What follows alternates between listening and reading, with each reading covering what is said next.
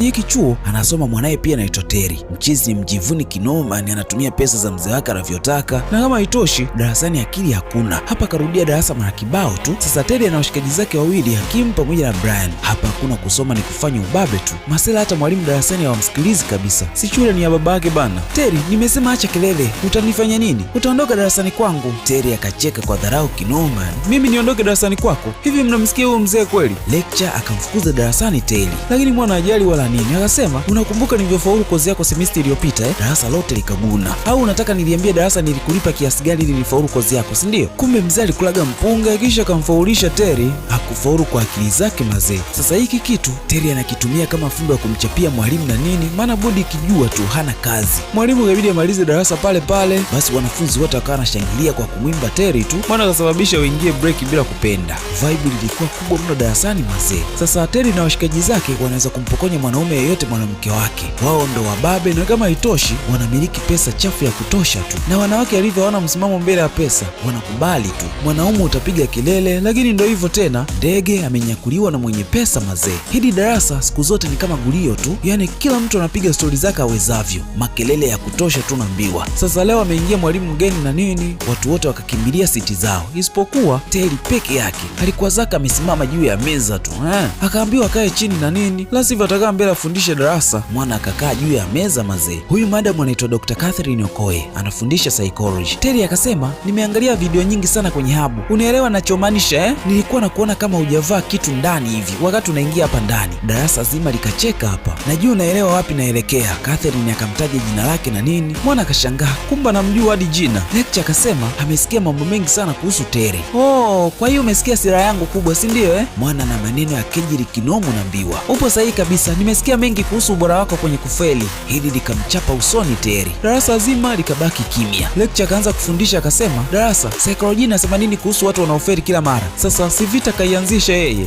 Acha madam aimalize mazee. Naoma sana hiyo. Mwalimu akasema, psychology inasema watu wanafeli kwa sababu mbalimbali. Kujidharau, kutokujiamini, hawajitambui, njia potofu za kufikiria na nidhamu mbovu pia. Sasa kwa sababu hatuna taswira ya akilini kwamba inaonekanaje kwa mtu, tutatumia kila ambacho tulichonacho hapa leo. Sawa? Madam akamtaja Terry kama mfano na nini. Darasa zima likacheka kishenzi yani. Ndio wewe ndo mfano. Mwamba amenuna kishenzi unaambiwa. Mwalimu akasema, Terry ni mfano sahihi wa kile ambacho nakifundisha leo. Mchizi akachukua vijana wake kisha akasepa darasani. Anaona dharau zimezidi hapa. Mwalimu akaendelea na darasa. Noma sana hii. Sasa kitendo cha kutolewa mfano na mwalimu darasani, tena mwalimu wa kike, kilimkera kinoma Terry. Muda wote alikuwa anafoka tu. Pombe nyingi hadi anazuiliwa na washikaji zake na nini. Catherine yeye anaishi na rafiki yake anaitwa Jenny. Akasema atafanya kila namna ili ajue kuwa hajawa lecture akiwa na miaka 27 kirahisi tu.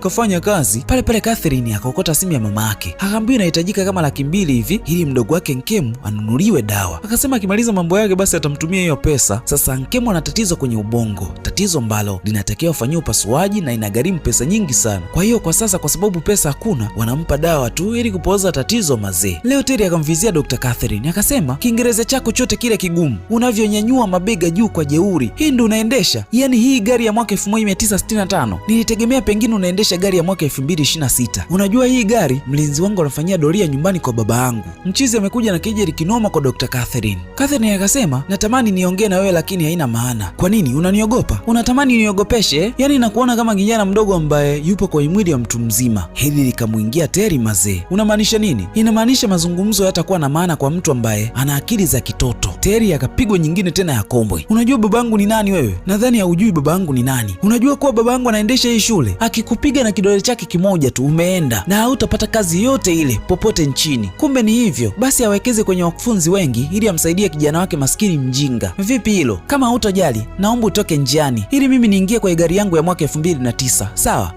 Kwa hiyo unataka kuingia kwenye oven, si ndio? Sidhani kama kuna AC humu ndani kweli. Terry akaendelea kuiponda gari ya mwalimu wake na nini, lakini bibia wala hatajali kabisa. Akaingia kwenye ndinga yake kisha akawa amesepa. Cha msingi ana ndinga tu, si mnaona cha msingi ni ndinga. Mishale fulani hivi usiku Terry akawa anakumbuka namna ambavyo mwalimu alikuwa anafundisha, namna ambavyo alikuwa akitumia maneno ya dharau. Kifupi maneno ya Catherine yamemwingia akilini haswa. Hadi hapa haelewi kwa nini Catherine hamheshimu. Licha kuwa watu wote wanamtii yeye na kumheshimu. Kwa nini Catherine anajiamini kiasi hiki? Kuna nini hapa? Siku iliyofuata Kwenda shuleni, Terry akapewa taarifa kuwa makamu wa chuo anamuita ofisini kwake. Kila mtu haelewi nini kafanya ise, ikabidi aitikie wito tu, huku akakutana na Dr. Catherine. Basi akacheka kinoma, alikuwa anacheka kwa dharau hapa. Ikabidi aulize, kwa hiyo wewe sio mgumu kama ulivyosema hadi umekimbilia kwa makamu wa chuo, si ndio? Makamu akasema, tabia yako haikubaliki kabisa, sio sehemu ya mchezo na ukorofi wako. Kama huwezi kujiheshimu, unapaswa kuheshimu hii taasisi, sawa? Na ukiendelea na hii tabia yako, hatutakusimamisha tu, tutahakikisha tunakufukuza kabisa hapa chuoni. Hauwezi kufanya hivyo. Tunaweza Terry. Terry akasema, babake ndo anaendesha hiki chuo, baba yako anajua pia. Terry, usinijaribu, siwezi kuvumilia upuuzi wako na tabia zako za kishenzi. Hivi unawezaje kumsumbua mfanyakazi mwanamke? Dr. Catherine ni mfanyakazi muhimu sana kwenye hii taasisi. Sitakuonya tena na kuonya mara ya mwisho, sawa? Haya, muombe msamaha huyu. Hilo lilikuwa zoezi gumu sana kwa Terry, lakini kwa sababu anaitaka shule, ikabidi aombe msamaha tu hapa, japo kishingo upande. Catherine akasema, ukiwa unamwomba msamaha mtu, unapaswa kusema unaomba msamaha wa nini, sawa? Terry hasira zipo kwenye koma ze, akasema, Dr. Catherine, samahani kwa kukunyanyasa. Najua hujaomba msamaha vizuri, lakini nitaupokea tu. Mchizi akaruhusiwa kuondoka hapa na nini. Naoma sana hii. Sasa Terry akaja nyumbani analalamika kinoma, lakini mzee wake alikuwa anamsikiliza tu. Akasema makamu wa chuo amemnyanyasa sana leo. Akamtaka mzee wake kama vipi aenda akawafukuze kazi mazee. Noma sana hii.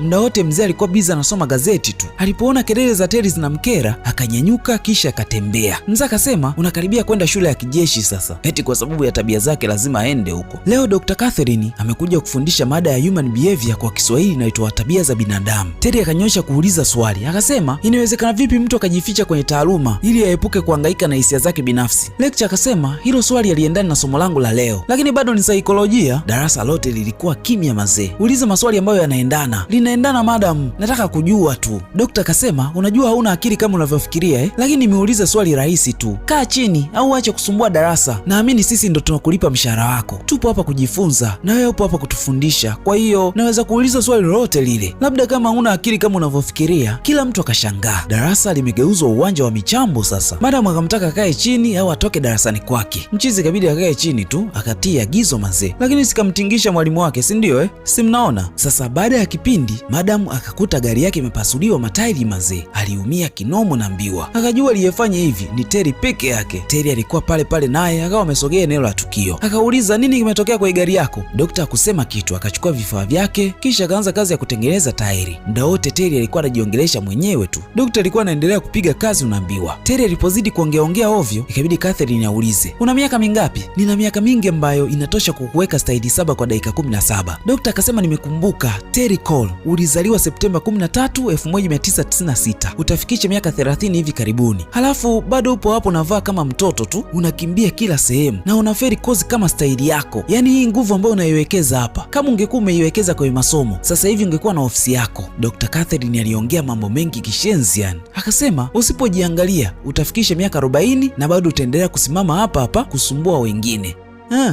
Na utaendelea kubaki kwenu tu. Maneno ya Dr. Catherine ni makali kinoma, lakini anafundisha, si ndio Ikabidi ampigie simu mshikaji wake ili afanye jambo hapa. Mapema asubuhi Terry akasema, unadhani umeshinda vita Nitakuonyesha namna ambavyo watu wazima wanafanya sasa. Kumbe Terry alikula mchongo na washikaji zake, wakachapisha picha ambazo zinamwonyesha yeye amemkumbatia Dr. Catherine na wakazibandika kila mahali hapa chuoni. Basi wanafunzi walikuwa na shangaa tu. Dr. Catherine naye alipofika akaziona zile picha. Ikabidi aanze kuzibandua tu. Yaani alikuwa anaona aibu kishenzi.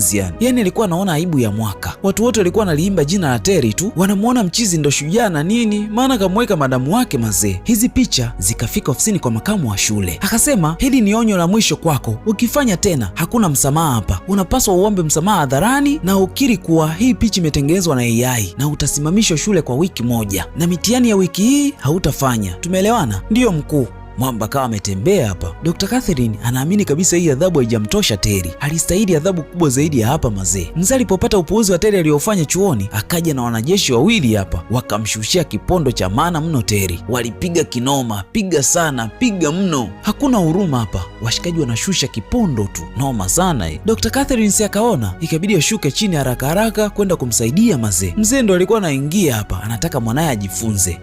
Catherine naye akafika eneo la tukio, ikabidi waombe waache kumtandika mwana na nini, maana wanaweza kumuua hawa. Mzee alichokuwa nakitaka mwanaye ajifunze kutoka kwenye makosa aliyoyafanya, lakini Catherine hiki kitu hakuweza kukifumbia macho kabisa. Akamchukua Terry kisha kawaita hakimu pamoja na Brian wampeleka hospitali mazee. Ikabidi mzee na Catherine nao waunge kwenda hospitali ya chuo. Baada ya muda kupita, Terry ameshapona na narudi tena chuoni. Mzee akasema hii ni nafasi yake ya mwisho sasa, akifanya upuuzi tena atampeleka shule ya kijeshi. Sasa kwa mara ya kwanza Terry akamletea zawadi Catherine kama sehemu ya shukrani kwa msaada aliyompatia siku ile. Catherine hakuwa na namna tena, akapokea zawadi ya mwana. Noma sana hii. Na kama haitoshi, Terry ikabidi ampe lifti kwenye gari yake hadi nyumbani, maana Catherine gari yake ameipeleka garage mazee. Terry akamfikisha madam hadi nyumbani kwake na nini, lakini mchizi akaomba date na Catherine, huku Jenny alikuwa anatazama kila kitu dirishani. Catherine akakataa date na mchizi. Terry akasema sio date kihivyo, ni chakula cha jioni tu kama marafiki. Madam akasema kwa sharti moja. Terry akakubali mazee. Madam akasema faulu mitihani yako kwanza ya muhula huu, labda nitafikiria hilo swala. Terry akafurahi kinomo na mbiwa. Subiri, umesema ni faulu mitihani? Ndiyo, hiyo ni kubwa sana, basi fanya test ya wiki hii. Mchizi akakubali hili dili mazee. Noma sana hii. Sasa akili ya Terry haishiki mambo kwa haraka haraka. Hataweza vipi kufaulu mitihani yake ili apate date na Catherine? Mtihani mzito ndo huko hapa sasa. Noma sana hii. Yaani watu ambao wana akili za kuchaji tunapitia maisha magumu sana shuleni. Sentensi moja tu kuiweka kichwani ni ngumu mno, na hata ukiiweka ukigeuza shingo yako tu halafu kairudisha ushasahau kila kitu. Haya mambo bana, acha kabisa. Akili ya Terry muda wote ikawa inamwaza Catherine tu, akimwona lazima mkimbilie. Kifupi mwana ameanza kuchanganyikiwa na mapenzi mazee. Akaomba Dr. Catherine amsaidie kumfundisha masomo yake na nini. Muda huo washikaji zake walikuwa wanamuona kwa mbali tu, hawaelewi nini ambacho kinaendelea kati ya hawa watu wawili na nini. Basi bana Catherine akakubali kumfundisha mwana, lakini watakutana nje ya chuo, maana Catherine hataki kabisa watu waanze kutilia mashaka hapa, na atatumia saa moja tu kumfundisha, maana na mambo mengi sana ya kufanya. Mchizi akaomba namba ili awe anampigia simu na nini, maana anahitaji sana msaada wake. Bibia hakuwa na hiana, akaandika namba yake pale na nini, kisha akampatia mchizi mazee. Basi bana Catherine akaanza kumfundisha Terry taratibu kwa njia ya simu, anamwelekeza kama mtoto mdogo vile. Mwisho mwana akaanza kuelewa hapa, lakini Catherine akamtaka aende nyumbani kwake ili akamfundisha kwa karibu zaidi kuliko kwa njia ya simu ambavyo wanafundishana sasa hivi. Terry akaanza kufundishwa mdogo mdogo na Dr. Catherine. Wakati wanaendelea na masomo, Catherine akagundua kuwa Terry ana tatizo la kutetemeka akiwa anajifunza. Catherine akataka kujua wakati anajifunza akiwa mdogo ilikuwaje. Terry akasema baba na mama walikuwa wananipiga sana kila nikifeli. Walikuwa wananiambia wanalipa ada kubwa ili mimi niwe mzembe. Na ahidi sikuwa mzembe. Nilikuwa napambana kadri ya uwezo wangu kujifunza. Catherine akajua wazazi wake walimfanya aogope kusoma. Terry akasema kila akipambana kuna hofu ndani yake na mtawala mazee. Catherine akauliza, yale maneno huwa yanakujia na yanakuchanganya kile unaposoma, si ndio? Terry akasema ndio, wakati mwingine inakuwa hivyo. Catherine akasema itakuwa na tatizo la dyslexia, yaani ubongo wake unachakata tofauti na wengine wakati anasoma, na hii haimaanishi kuwa hana akili au ni mvivu. Dyslexia inakufanya upate ugumu wakati wa kusoma, kwa hiyo ili apone kuna njia anapaswa kuitumia mazee. Zoezi la kusoma baada ya kupata maelekezo likaanza sasa. Basi mwana alikuwa anakula sana msuli hapa. Terry ameanza kuelewa sasa njia ya kusoma mstari kwa mstari imemsaidia sana isee. Basi akamshukuru sana Catherine kwa msaada wake na nini, maana kwa sasa haogopi tena kusoma kama zamani. Terry hata maisha yake yakabadilika kabisa, akawa anaaga nyumbani anaenda kujisomea library na nini, hadi mzee anashangaa hapa imekuwaje hii. Washikaji zake wakija kumtafuta kwao wanaambiwa kwa sasa Terry amejikita zaidi kwenye kusoma tu, muda wote yuko library, hadi masera wakashangaa, yaani Terry wa kushinda library. Mzee akasema na nyie mnapaswa kuwa serious, sio kila kitu mnafuata tu. Kwa sasa Terry anajiamini kinoma.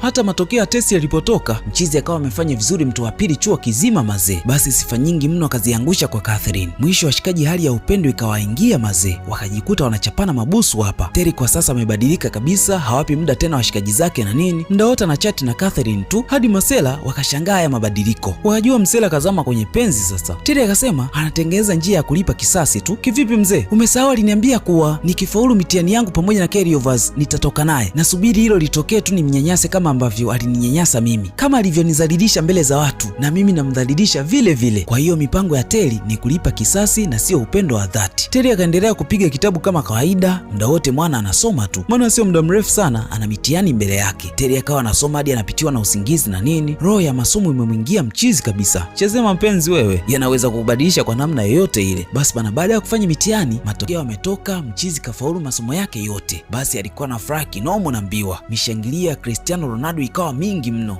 Anapiga sura za kutosha tu hapa. Kisha akampigia simu Catherine ili kumpa hizi taarifa na kuomba kama vipi apata appointment yake kama ambavyo walikubaliana hapo kabla. Catherine naye hakuwa na kipengele hapa, akakubali mazee. Kwa hiyo mchizi atamfuata kwake baadaye. Terry akamleta kupata chakula Catherine kama ambavyo waliahidiana hapa na nini. Wakati wanakula, mchizi akaanza kusifia, akasema wewe ni mwanamke mzuri sana ambaye sijawahi kumuona. Inaonekana kama haiwezekani hivi, unawezaje kupumua? Unajua kuna muda nashangaa sana kwa nini Mungu amekuleta kwenye hii sayari? Sikuelewi, nilistahili kuwa wapi? Terry akasema unapaswa kuwa sayari tofauti na hapa, kama Jupiter, Venus, Mars, sehemu tofauti ya kipekee kabisa. Catherine alikuwa na tabasamu tu. Mchizi akasema una tabasamu nzuri sana. Asante. Terry akasema nakupenda sana, naona hadi aibu kusema. Kwa nini? Kwa sababu watu wananiona kama mtu ambaye nafuatwa sana na wanawake, lakini kwako imekuwa tofauti. Kwa sasa nataka kuwa mwanaume kamili, nataka kuwa bora, lakini mimi ni mkubwa kuliko wewe Terry, miaka 3 tu. Kwa hiyo hii ni mwaka 2026, haijalishi tena. Hata hivyo unaonekana mdogo kuliko mimi, si unaona? Terry akasema nilikupenda tangu siku ya kwanza ulipoingia darasani, yaani unanikaa kichwani muda wote, siwezi kufanya lolote lile. Catherine akakataa mahusiano, akasema anaipenda sana kazi yake, akiingia penzini na mwanafunzi na shule ikajua atapoteza kila kitu. Mchizi akajitetea sana, anamaliza sio muda mrefu sana na nini, kwa hiyo watakuwa pamoja hapa. Kuna namna Catherine akaingia kwenye upendo wa Terry mazee. Sasa darasani ikawa ni furaha tu, mwalimu anafundisha, Terry yeye anatabasamu tu. Mchizi anashindwa kabisa kutofautisha mazingira. Madam naye kicheko kikawa karibu mno.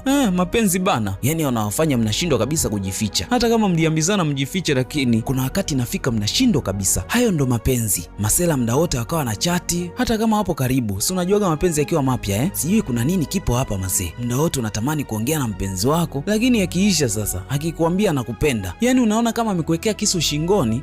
Hayo ndo mapenzi sasa. Baada ya siku 2 kupita, Terry akawa anapiga sana simu, lakini Catherine haokoti. Anasingizia mchizi na wanawake wengi na nini. Kwa sababu simu haziokotwi, Terry akamfuata nyumbani kwake. Akahisi pengine bibie hakuwa anapokea simu zake makusudi tu, anataka aje amuone kwa karibu. Kweli bana, maneno ya Terry akamfanya Catherine alainike. Hata zile hasira ambazo walikuwa nazo zikaisha kabisa. Washikaji penzi lao likawa sio la kuficha tena, sehemu yoyote wakawa wanajionyesha tu. Chuo kizima kikajua kuwa Terry yupo kwenye huba zito na lecture wake. Sasa wakiwa hapa, kuna lecture wa kiume akaona hiki kitu mazee. Washikaji zake nao wakaona kinachoendelea. Terry alipokutana na masera zake akasema anahisi ameanza kupenda kweli, japo mwanzo walikuwa anataka kulipa kisasi tu, lakini kwa sasa upendo umekolea kweli kweli mazee. Masera wanaona kabisa mchizi akiwa na Catherine hata wasahau kwenye mambo yao, maana muda mwingi anautumia na Catherine tu kuliko wao. Sasa kutokana na kitendo cha Terry kutumia muda mwingi na Catherine, masera zake wakahisi wanaenda kukosa mambo mengi ambayo walikuwa wanafaidika kwa Terry, maana hawana pesa, hawana exposure, yani hawana chochote kile. Lakini kwa sasa mtu ambaye alikuwa anawapa jeuri yuko busy na mpenzi wake. Kwa hiyo akapanga kufanya jambo moja zito sana hapa. Jambo gani hilo? Tutajuaga huko mbele mtu wangu. Terry hakuishia kumpenda tu Catherine, akamnunulia na zawadi ya gari. Ni kama ishara ya upendo wake kwa Catherine tu, basi ilikuwa shangwe kubwa mno naambiwa. Makamu wa chuo akaletewa kesi, watu wanalalamika penzi la Catherine na Terry. Ikabidi amuite ofisini azungumze naye. Sasa mkuu akasema Catherine anachokifanya amekosea sana, kwa hiyo bodi imeoni mfute kazi tu. Noma sana mazee. Wakati Catherine anatoka, akatumiwa ujumbe kwenye simu yake. Ilikuwa sauti ya Terry nasema anataka kuingia naye kwenye mapenzi kwa sababu anataka kulipa kisasi tu, hana mapenzi naye ya dhati mazee. Catherine akajua kumbe mchizi alikuwa anamchezea tu mchezo. Basi bana, baada ya mwalimu Catherine kuondoka, akaja mwalimu mpya kufundisha psychology. Terry akashtuka, imekuwaje tena hii? Haelewi nini ambacho kinaendelea hapa mazee. Terry alipambana sana kumpigia simu Catherine, lakini kimya, haokoti simu zake kabisa mazee. Ameenda hadi nyumbani kwake lakini hakumkuta. Brian akasema kwani haujui? Sijui nini mzee, wamemfukuza kazi. Terry ndo akajua sasa, alikuwa hajui hapa. Hakimu akasema nilichosikia ni kwamba baba yako alimlipa pesa nyingi sana Catherine ili akurekebishe. Kaka, yule mwanamke alikuwa anakuchezea tu, tulipambana sana kukufahamisha, lakini ulikuwa kama kipofu hivi, ulikuwa hauoni kabisa. Terry ndo akajua kumbe ule ulikuwa mchongo aisee. Akaishiwa nguvu kabisa mazee, akaondoka hapa kwa machungu mazito mno. Lakini wanafiki wake wa kwanza kabisa ni marafiki zake. Masnichi wanaanzia karibu yako. Si unaona kila ambacho amefanywa Terry hapa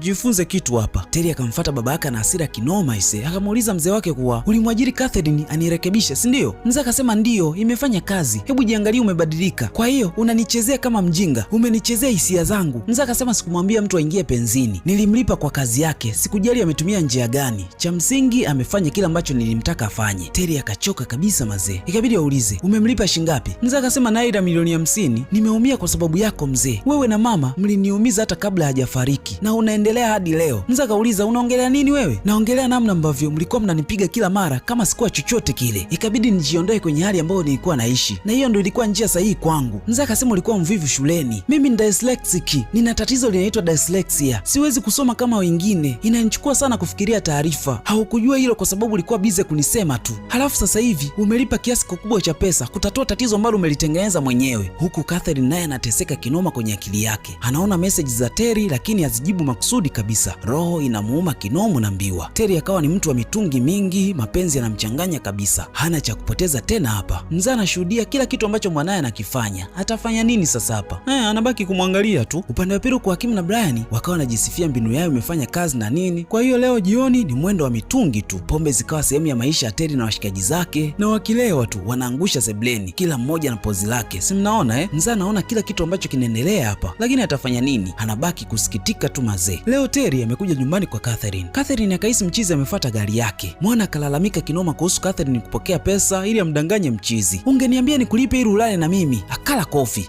Hey, kwa nini umenichezea hivyo? Terry hakutaka kabisa kumwachia mkono Catherine. Akasema, nastahili maelezo zaidi hapa. Ndiyo nilichukua pesa, lakini nilikuwa nazihitaji sana. Terry akachoka kabisa kusikia hivyo. Kwa hiyo kila kitu kilikuwa uongo. Upendo, nyakati, mabusu, kujali, vyote vilikuwa feki, si ndio? Catherine akasema hakuna kilichokuwa feki. Lakini siwezi kusema hivyo kwako. Kweli kabisa. Hiyo ndo turufu yako ya mwisho unaenda kuicheza. Unataka kunilaumu mimi, si ndio? Catherine akasema, nilichukua pesa kwa sababu nilikuwa nazihitaji. Terry akasema, kweli ulikuwa unazitaka. Laiti kama mzee wangu angetaka kulala na wewe ili akupe pesa, ungekubali. Catherine akataka kumwasha kofi, mchizi akamdaka mkono. Catherine naye ikabidi amsikilizishe sauti zake na nini. Mchizi aliposikia tu akashangaa kinoma. Hii sauti kaitoa wapi Catherine? Lakini bibia ndo anayo na hataki kumwambia kaitoa wapi. Kwa hiyo hadi hapa kila mtu amemchezea mwenzake. Terry akapata hasira kishenzi unambiwa. Akajua waliofanya hivi ni Hakim na Brian. Maana siku anaongea maneno walikuwepo watatu tu, yeye, Hakim pamoja na Brian. Mchizi akaja na hasira kinomo na mbiwa, akawadunda kisawasawa, kawapiga kama hawajui hivi. Pigana sana hapa nje. Yaani ni ngumi zikawa zinatembea tu. Baada ya ugomvi mzito, wote wakaletwa mbele ya makamu wa chuo, wakasimamishwa mwaka mzima kuja chuoni. Na watarudi kufanya mitihani yao ya mwisho tu. Noma sana hii. Maana sheria ya chuo haziruhusu kabisa kupigana. Baada ya miezi kadhaa kupita, mzee akaja kumwomba msamaha mwanae kwa kila kitu ambacho walimfanyia na nini, lakini lengo lilikuwa ni kujenga tu na sio kubomoa. Terry hakuwa na mambo mengi, naye akapokea msamaha wa mzee wake. Baada ya kusimamishwa kwenda chuo, Terry akachukua kozi ya kufanya biashara mtandaoni na nini, kwa hiyo akawa anaisoma sana mazee. Kwenye hii kozi yake ya masoko atasaidia wateja wake kujua bidhaa gani zinapatikana mtandao upi. Upande wa pili kwa Catherine amefanikiwa kuanzisha biashara yake ya mtandaoni na nini, kwa hiyo leo ndo anaiachia rasmi. Hapa watu watanunua bidhaa zake kupitia mtandao. Noma sana hii. Hofu ya Catherine ni kuwa vipi kama watu hawatanunua. Jane akasema lazima watu wanunue tu na watanunua bidhaa zote hizi. Pale pale Catherine akaachia mtandaoni kila kitu ambacho anaendesha. Kwa hiyo kwa sasa duka liko wazi. Furaha ilikuwa kubwa mno. Asubuhi na mapema Catherine akaamshwa na message kibao zinaingia. Alipoangalia akakuta bidhaa zake zote zimeuzika. Tena zimeuzika ndani ya siku moja. Hey, haikuchukua muda mrefu sana akapokea ujumbe wa Terry. Anampongeza kwa kufanikiwa kuuza bidhaa zote na nini. Sasa amejuaje kama ameuza bidhaa zote? Alipoangalia akaona bidhaa zote zimenunuliwa ndani ya muda mmoja ise. Akahisi pengine Terry ndo amefanya hiki kitu. Basi bana, mapema tu bibia akamfuata Terry kwao. Anataka kujua Terry amejuaje bidhaa zake zimenunuliwa zote. Terry akasema amejua ameuza zote lakini hajanunua yeye. Catherine haelewi. Ikabidi Terry aonyeshe kilichotokea sasa. Akasema kipindi nimesimamishwa chuo, nilichukua kozi ya masoko online. Kwa hiyo wakati anafanya majaribio ikabidi nitumie tovuti yako. Nikaandaa tangazo kwenye mitandao ya kijamii, nikaelekezea tovuti yako kwa kutumia SEO keywords zikiambatana na bidhaa zako ambazo umeziweka huko. Catherine akahisi ni uongo, lakini Terry akasema alichokitengeneza ndo kimeleta wateja. Catherine ndo akaanza kuelewa kitu hapa. Kumbe wale wateja ni wa kweli Catherine akashukuru kinomo na mbiwa. Mwisho kila mmoja akaomba msamaha kwa namna ambavyo alimuumiza mwenzake na nini. Ikabidi Catherine amwambie ukweli Terry. Akasema siku ambayo baba yake alikuja na wanajeshi wakampiga sana, alitaka azungumze naye, ndo akampa ule mchongo, lakini mwanzo kabisa akagoma. Mzee akaacha namba zake pale na nini ili akibadilisha mawazo tu amtafute. Sasa kwa sababu Catherine alikuwa na shida ya pesa kama milioni 30 hivi kwa ajili ya upasuaji wa mdogo wake Nkem, ikabidi akubali dili la mzee. Akamwambia atafanya hilo dili lakini kwa milioni 50. Mzee akagoma, akapunguza hadi milioni 40. Hapo ndipo kazi ikaanza kufanyika hapa. Catherine alisema kama akishindwa hiyo kazi basi atarudisha pesa zake zote ise. Terry akamwonea huruma sana Catherine, lakini hali ya Nkem kwa sasa ipo vizuri na hivi karibuni ataenda kumuona. Terry naye akaomba kama vipi waongozane kwenda kumuona Nkem. Catherine naye akamsamehe mwana kwa ile sauti ambayo alirekodi kwa sababu marafiki zake walimpigia simu kuelezea kila kitu. Sasa upendo wa masela wawili ulikuwa mkubwa mno. Hakuna mtu ambaye alikuwa anaweza kuuvunja. Na huo ndo kama mwisho wa tambala hili mtu wangu linaitwa Lessons in Love. Mimi naitwa Rio na hii ni Zuro TV. Usiache kusubscribe, kucomment, kushare na kubonyeza alama kengele ili uwe sehemu ya familia hii kubwa. Hadi wakati mwingine.